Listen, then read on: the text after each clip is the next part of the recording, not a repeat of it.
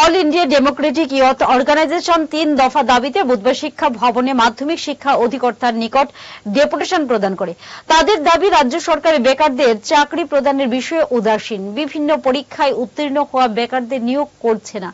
তারা দাবি রাখে, এসটি জিটি উত্তীর্ণ সকল বেকারদের অবিলম্বে নিয়োগ করতে হবে। শিক্ষা বিভাগে শিক্ষক ও অশিক্ষক সকল শূন্য পদে অবিলম্বে চাকরি প্রদান করতে হবে। প্রতি বছর নিয়মিতভাবে এসটি জিটি এবং এসটি পিজিটি পরীক্ষা গ্রহণের ব্যবস্থা করতে হবে এবং পরীক্ষায় উত্তীর্ণদের চাকরি প্রদান সুনিশ্চিত করতে হবে।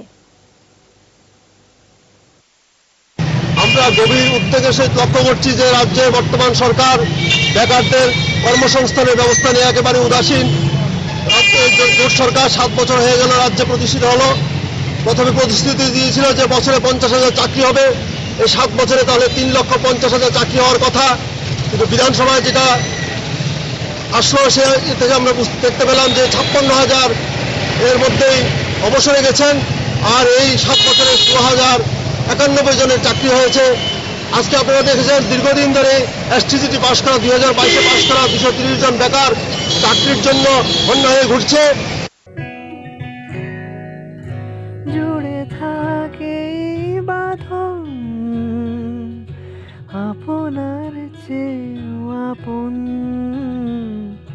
জুড়ে থাকে বাঁধন